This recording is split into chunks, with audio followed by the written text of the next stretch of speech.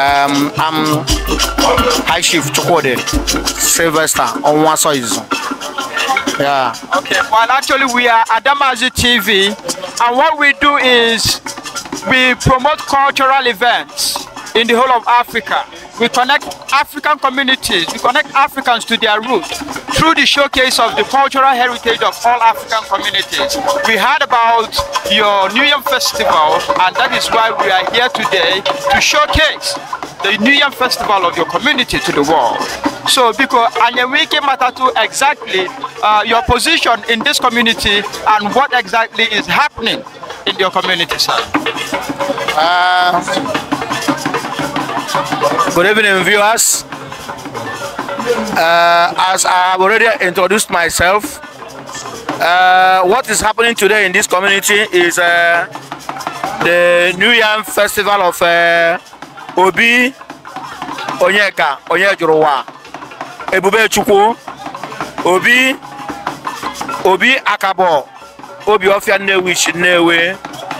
Thank you very much. Bina someone's water so in a man ya so song. But you may cook a mela. We open at the Oswald Angole, when buying, when the wine each hours to coqua, when I look, when they leave, when I know, when I see a Kennedy rich in a being here is a great honor.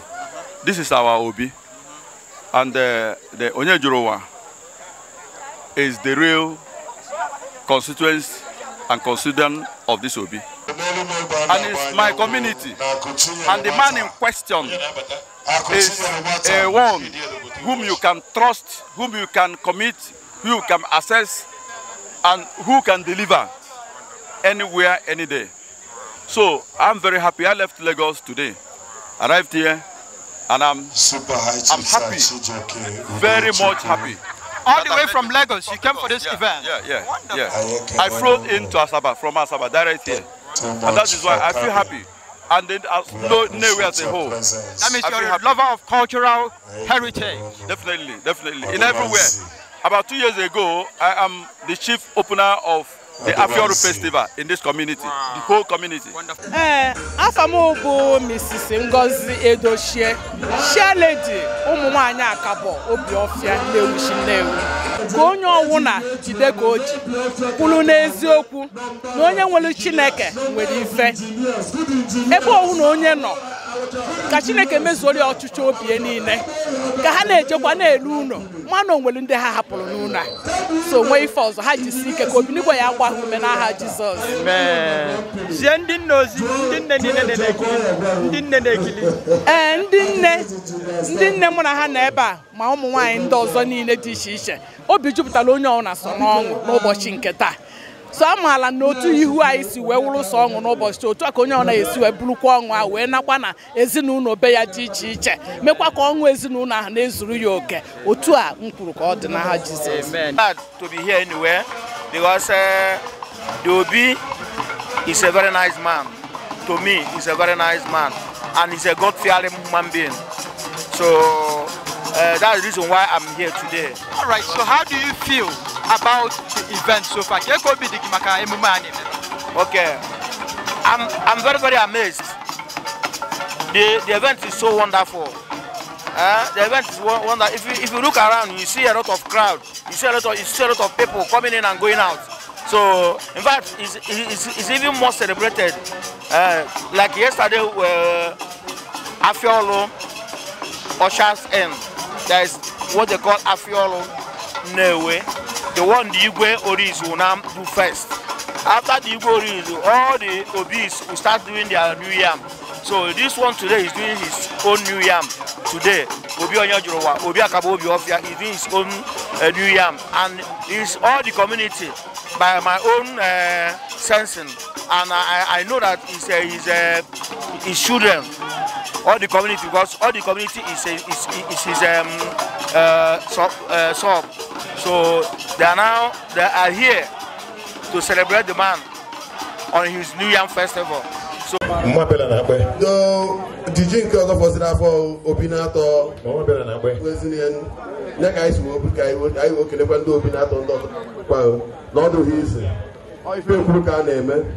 unu bi anya ebe onye afụkwazi igbo anyị ka apụ n'ihu ebe a unu anya si mgbe ị na-apụta ha dị uwe pụta ka anyị edogbukwa gị ka a na-emetụkwa egwu onye ọ na-agbakwa egwu wee na-enwere aṅụrị ịfụna na ụmụ okorobịa kwadosiri ike so ebe onwe ebe anyị na-eti ihe eje igbo anyị na otu aka ọdụ ụmụnne anyị niile n'ebe a ka anyị na-ebupụtapụ m igbo a n'ofu so akụkakwa ụlọ na ya na-afụkwa ka o si do ụmụkazi odi ibi agwakwa anyị ịkwakwa anyị ma ụkọchukwu anyị aka n'ume wee onwe n'ife a na-ekwu ka a na-eme. Okay, abụ m Chief Matthias na-echukwu Amadike.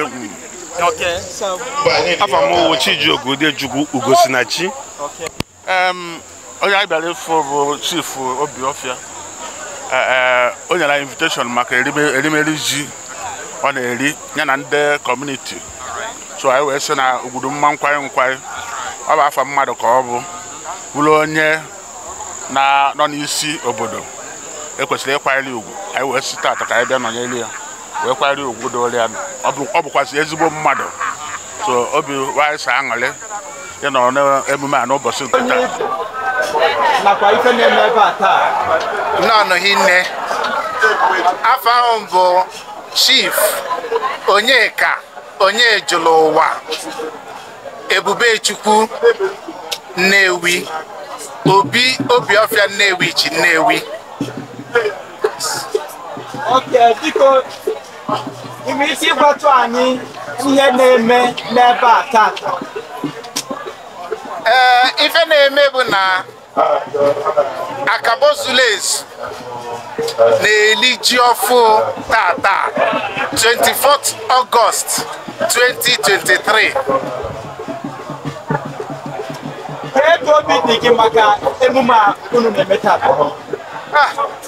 Obi atọ ka m ọhọwa obele ụtọ obi na-atọ m nnukwute ụtọ na Chineke melu ndụ mụ na ụmụnne m ndị Akabo community wee nọrọ n'ụbọchị taa na-eli ji ọfụ emume ili ji ọfụ so na obi dị nnukwute ụtọ. Ndị Akabo nọ na mba dị iche iche na-enene ihe a na-eme ebe a taa. Ke ozi inwe izi ha maka emume a unu na-eme ebe a? Ozi na-ezi ha bụ na ndị nọ n'ụlọ n'ọlụ ndị nọ na mba n'obodo ndị ọzọ ndị ahụkwa nọ na mba n'ọlụ ndị nọ n'ụlọ so na ife niile anyị na-eme ebe a taa n'agbanyeghị na ha nwa anọghị ebe a with us mana ama na uche ha niile dị n'ife niile a na-eme and dịka ha na-afụ anyị n'ife niile a na-eme ana m ayọkwa amara Chineke ka ọ nọnyere ha ebe ahụ niile ha nọ n'afọ a Jizọs.